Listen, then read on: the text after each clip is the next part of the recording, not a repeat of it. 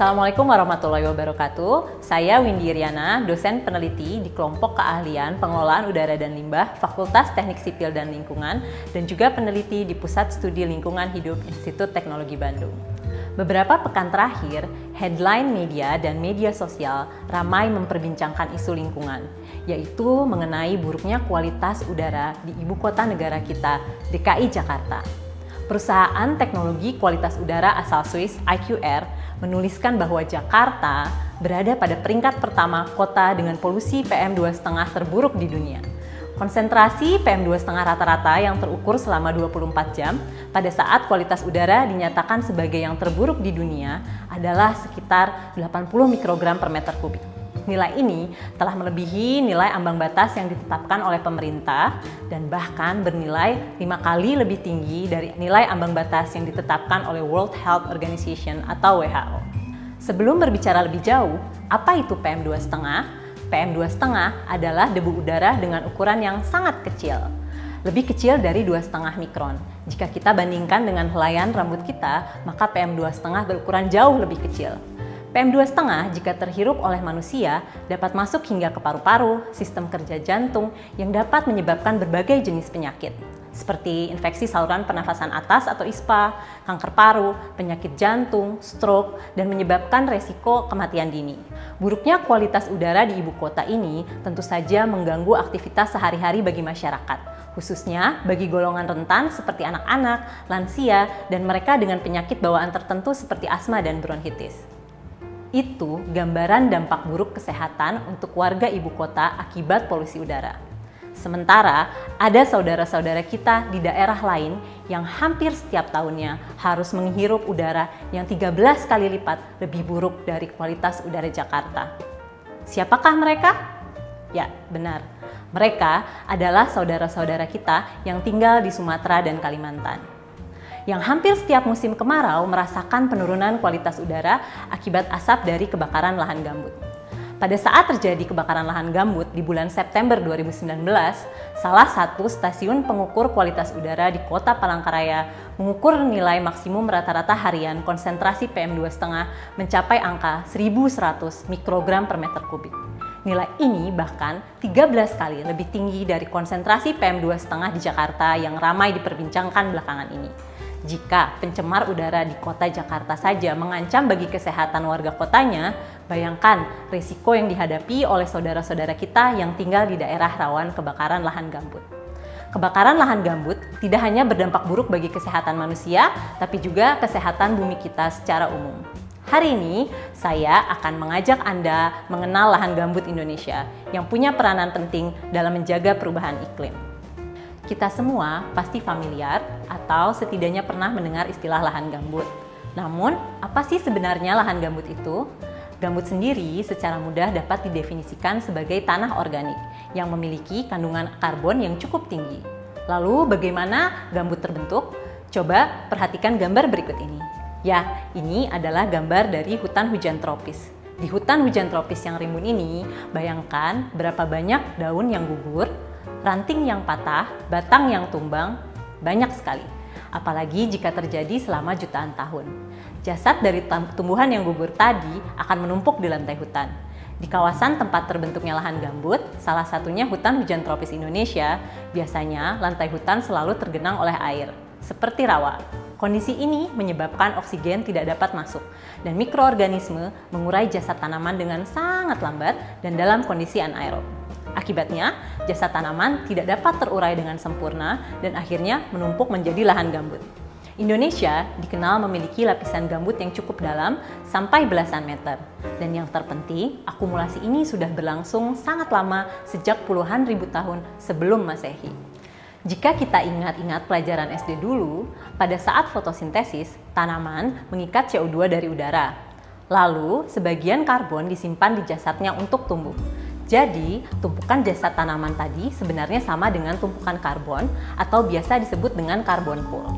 Yang tidak banyak diketahui oleh masyarakat awam adalah lahan gambut kita sangat penting peranannya di dunia sebagai salah satu carbon pool terbesar.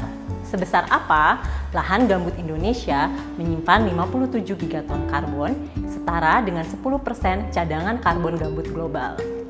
Saat ini, lahan gambut di Indonesia sudah mulai terdegradasi.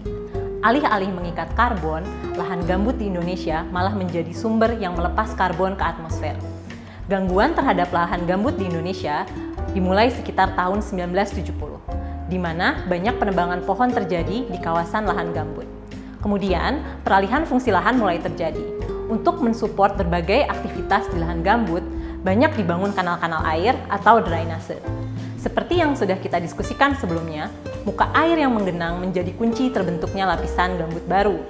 Pembangunan drainase menyebabkan muka air lahan gambut turun. Bagian atas lahan gambut yang tidak lagi tertutupi air terekspos oksigen, menyebabkan terjadinya degradasi mikroorganisme secara aerob yang melepaskan CO2 ke atmosfer. Kondisi keringnya lahan gambut ini juga menyebabkan gambut menjadi rentan terhadap kebakaran.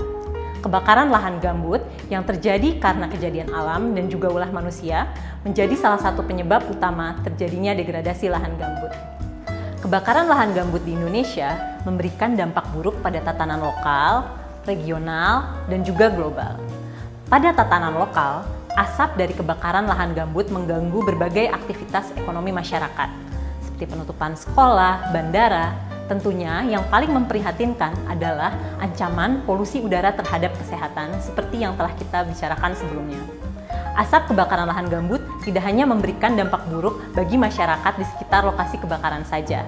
Namun, asap tersebut dapat tertiup ribuan kilometer sampai ke negara tetangga kita seperti Singapura dan Malaysia, yang menyebabkan permasalahan ini menjadi permasalahan regional. Tidak berhenti sampai regional saja, tapi kebakaran lahan gambut ini juga menjadi perhatian global karena melepaskan karbon ke atmosfer yang tentu saja berkaitan dengan isu perubahan iklim.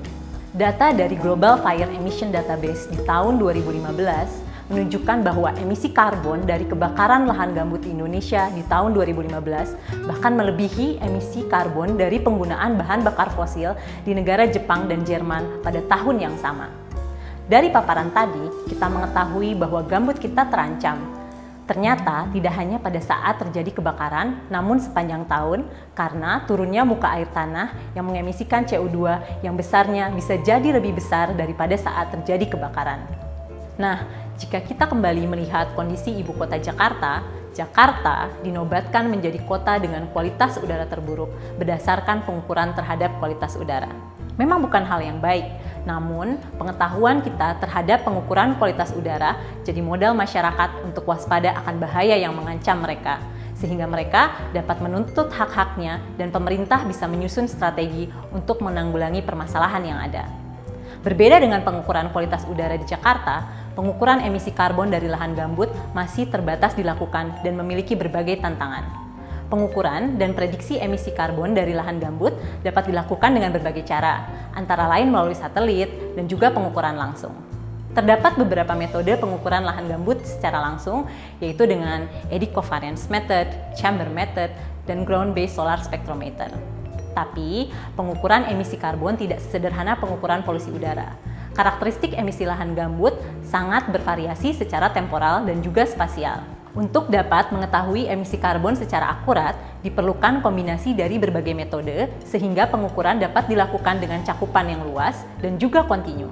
Hasil pengukuran emisi lahan gambut sangat penting untuk menjaga kelestarian lahan gambut, seperti mengevaluasi keberhasilan program restorasi lahan gambut, rencana mitigasi terhadap kondisi yang ada, dan sebagai dasar untuk penetapan peraturan-peraturan terkait permasalahan gambut. Saat ini, pengukuran emisi karbon sudah dilakukan di beberapa wilayah di lahan gambut, namun masih terbatas jumlahnya. Sebagai contoh, pengukuran chamber method dilakukan oleh para peneliti, baik peneliti lokal maupun internasional. Sayangnya, metode ini memiliki keterbatasan berupa pengukuran yang tidak kontinu dan hanya mewakili karakteristik area tertentu saja. Metode lain yang dilakukan di Indonesia adalah eddy covariance method yang disebut sebagai metode yang cukup akurat. Namun, metode ini sangat mahal, memerlukan pengelolaan data yang rumit, dan memerlukan SDM yang terlatih. Saya sendiri pernah melakukan pengukuran dengan micrometeorological method sederhana dan juga ground-based solar spectrometer. Namun masih terkendala dengan perawatan atau maintenance alat dan juga pembelian suku cadang yang hanya bisa dilakukan di luar Indonesia. Meski sangat berguna, pengukuran kontinu CO2 di lahan gambut memang masih sulit dilakukan, apalagi jika ingin dilakukan di banyak titik gambut di Indonesia. Karena mahalnya alat pengukuran tadi, kemudian pengolahan datanya, dan juga kurangnya SDM untuk pelaksanaannya. Di akhir sharing ini, saya akan kembali membandingkan masalah polusi udara ibu kota dengan masalah emisi karbon Indonesia yang menjadi perhatian global. Jika kita sudah mulai mengurangi penggunaan kendaraan pribadi untuk mengurangi polusi ibu kota, bagaimana dengan lahan gambut? Untuk saat ini, sorotan publik terhadap kondisi lahan gambut menjadi hal yang penting untuk melanjutkan dan memasifkan pengukuran emisi karbon lahan gambut di Indonesia.